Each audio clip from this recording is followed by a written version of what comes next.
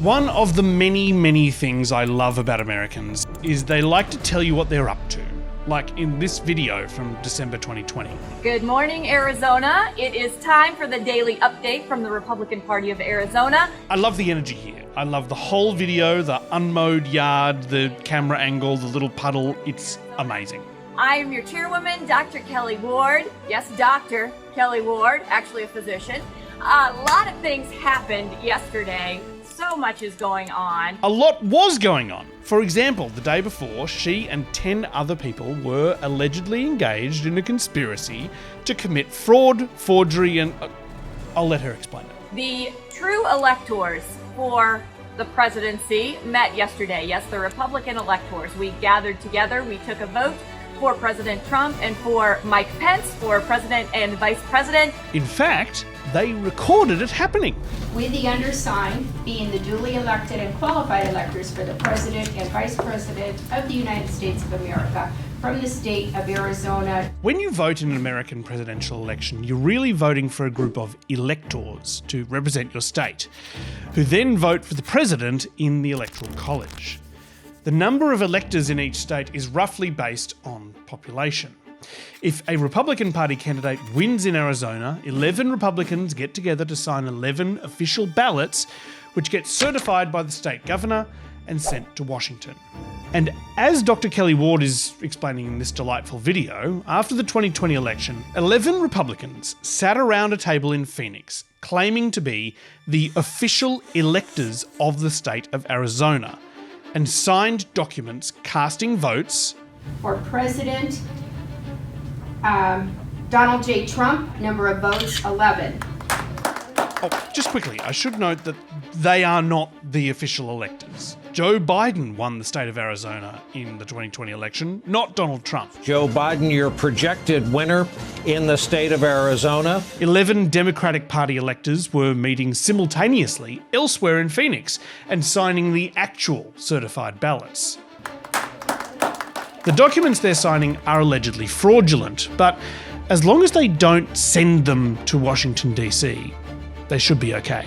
We have transmitted those results to the proper entities in Washington, D.C. for consideration by Congress. Great job, Dr. Ward. Now, there is historic precedent for this move. There's a lot of precedent, but let's talk about 1960. In 1960... Sorry, just a second. We are going to talk about 1960, but before we do, this wasn't just happening in Arizona. It was happening in 6 other states too. In one of those states, it involved a secret sleepover plot, which I will get into later.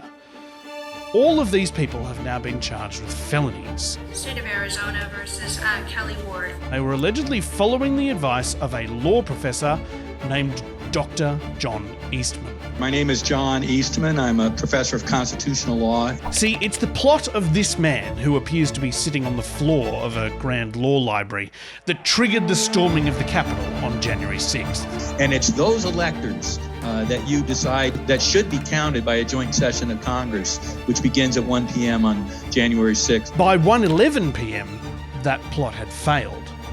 But here's the big question. Could it work next time if things were slightly different? If it wasn't plotted out on the fly, but rather planned out ahead of schedule? This week, why Trump's supporters thought the fake elector plot might work, and how that's shaped their actions since as they plan for the 2024 election. I'm Matt Bevan, and from If You're Listening, this is America's last election.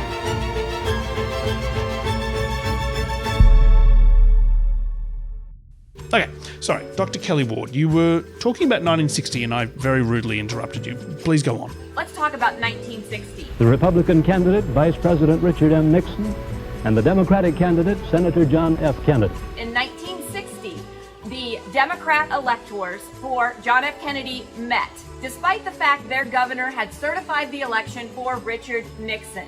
They transmitted their votes, and those votes were awarded to President Kennedy 11 days after they cast those votes. Interesting. It sounds like a historic precedent. Now, I hate to question Dr. Kelly Ward here, but let's see what actually happened, just to double check. John F. Kennedy, the 43-year-old senator from Massachusetts, becomes President-elect of the United States. Kennedy won the election by a big electoral college margin. But in the newly established state of Hawaii, the race had been very close. He only won there by 141 votes. And there was some question about the numbers. There were fewer ballots than there should have been. Now, Hawaii's 3 electoral votes weren't nearly enough to sway the result. Kennedy had won big. But still, it's important to get these things right, so the Democrats asked for a recount. But a deadline was approaching for the Electoral College votes to be submitted.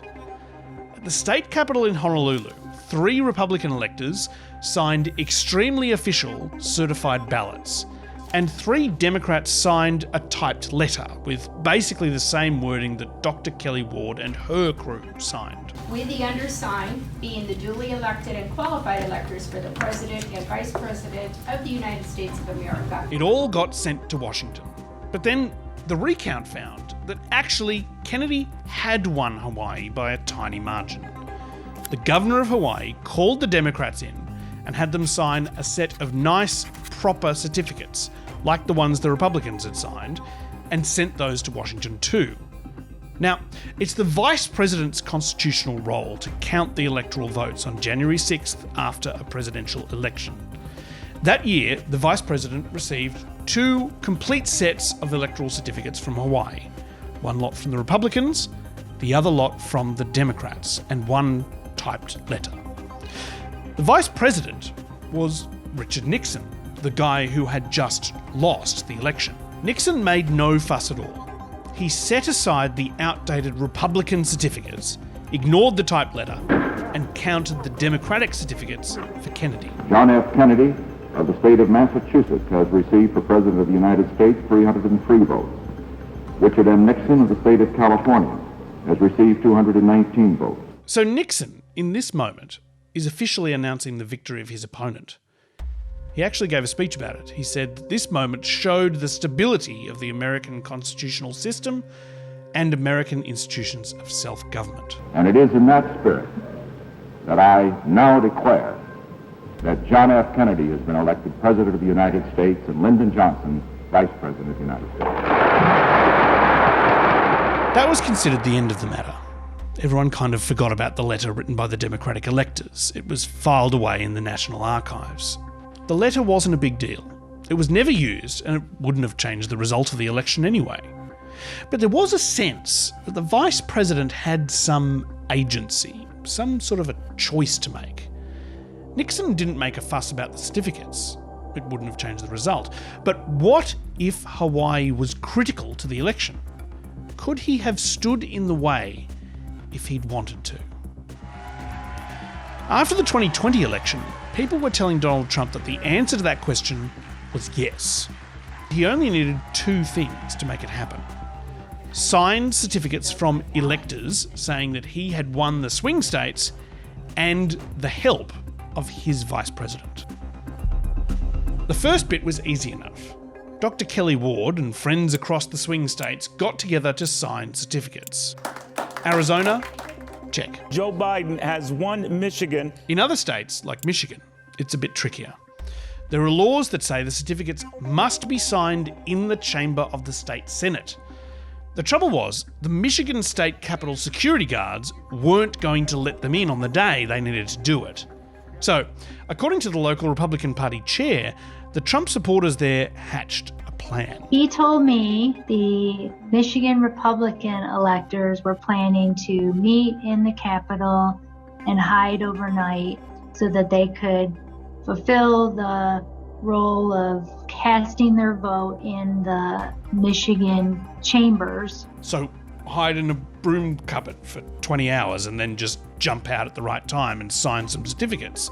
The strangest sleepover surprise party ever. They didn't end up doing that. I told him in no uncertain terms that that was insane and inappropriate. Instead, after sleeping in their own comfy beds, they tried to muscle their way in on the afternoon of the vote. What did he say? He said we can't enter. The electors are already here. They've been checked in. Inside, the actual electors did their job. The electors have unanimously cast 16 votes for Joseph R. Biden. In 7 states, two sets of documents were sent to the Vice President, the real lot and the made-up ones. But in Hawaii in 1960, the recounts had found that there was a mistake. In 2020, though, recounts in all of those swing states found that Biden really had won. The Justice Department has found no evidence of widespread voting fraud. Never mind that, though. Step 2, Mike Pence. On Christmas Eve 2020, Donald Trump's campaign made a call to a man named Dr. John Eastman. My name is John Eastman. I'm a professor of constitutional law and former dean at the Chapman University Fowler School of Law. I'm also serving this year as a visiting scholar. He has a lot of titles. This goes on for a little bit. In November and December 2020, John Eastman talked a lot in interviews about the Electoral College. Professor Eastman, I believe you're going to talk to us today about Electoral College process and how that affects the legislature here. When he spoke, Eastman used a lot of very lawyery words that made it seem like he knew what he was talking about. Article 2, Section 1 provides that each state shall appoint in such manner as the legislature thereof may direct a number of electors to which they're entitled. The Supreme Court has described this constitutional authority of the state legislatures as plenary. For other constitutional lawyers, what Eastman was saying in these interviews was insane. But he got the attention of Trump, and Trump's team gave Eastman a call on Christmas Eve to see if there was some way that all their fake certificates could be counted. Eastman got to work, writing a memo outlining how Vice President Mike Pence could influence the counting of votes in Trump's favour. Now, right out of the gate, you should know that what he was proposing was not at all legal. And don't take my word for it. Here's retired federal judge and John Eastman's former boss, Michael Luttig, under oath speaking to Congress. There was no basis in the Constitution or laws of the United States at all for the theory espoused by Mr. Eastman. None. Or if you want it more succinctly put, this was what White House lawyer Eric Hirschman said when Eastman explained his plan. I said, are you out of your effing mind? I said, you're going to cause riots in the streets. So, here it is, Eastman's plan. Pence would declare on January 6th that he'd received 2 sets of electoral certificates from 7 states, and there was no way to tell which ones were real. So he'd invalidate the results of those 7 states, in which case Trump wins the Electoral College. That the Vice President of the United States grows a spine and understands... Or as Eastman told Steve Bannon on his podcast, instead of invalidating them altogether, Pence could ask the House of Representatives to sort it out. They say, okay, well, we don't have electors from those states. Nobody has a majority. This is going to the House. Trump had an advantage in the House of Representatives, so presumably that would turn out well for him. Whether any of that was legal would be left up to the Supreme Court to decide, and conservatives have the majority there. Trump is in. He loves Eastman's plan. I said, I love it. I love it. I think it's great. But the whole thing relies on Mike Pence playing ball. Regardless, Trump's supporters began to hype up January 6th. It's Tuesday, the 5th of January, the year of our Lord 2021. We are on the eve of one of the most important days in American history. But on January 5th, Eastman and Trump still hadn't convinced Mike Pence. Eastman met with Pence and his counsel, Greg Jacob. He had come into that meeting trying to persuade us that there was some validity to his theory. I viewed it as my objective to persuade him to acknowledge he was just wrong. Eastman knew it wasn't legal. The point was to cause chaos, to tie the result up in the courts, to invalidate the election result, and to lay the groundwork for Trump to cling to power somehow. I concluded by saying, John, in light of everything that we've discussed, can't we just both agree that this is a terrible idea?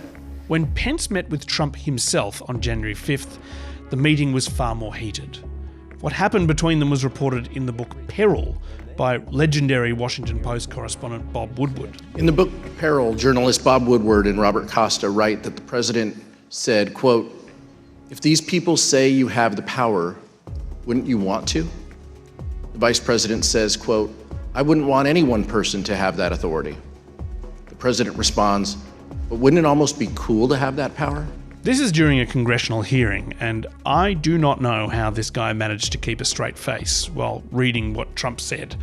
after Pence turned him down. The president says, no, no, no. You don't understand, Mike. You can do this. I don't want to be your friend anymore if you don't do this.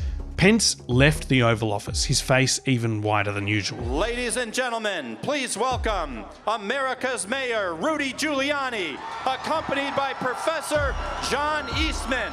The following afternoon, John Eastman popped on a cowboy hat and took the stage at a rally on the National Mall. Hello, America! Sorry, I had to say that. He shouted some nonsense about voting machines being hacked, and then he said this. And all we are demanding of Vice President Pence is this afternoon at 1 o'clock, he let the legislatures of the state look into this so we get to the bottom of it. But inside the Capitol building, 1 o'clock came, and the certificates were accepted from Alabama, then Alaska, then... This certificate from Arizona, the parliamentarians advise me, is the only certificate of vote that this... The only certificate of vote. Not two sets. One. Despite all the pressure on him to go along with the plan, Mike Pence had ignored the fake certificates from randos like Dr. Kelly Ward. As we all know, things kind of escalated from there. Mike Pence, I hope you're going to stand up.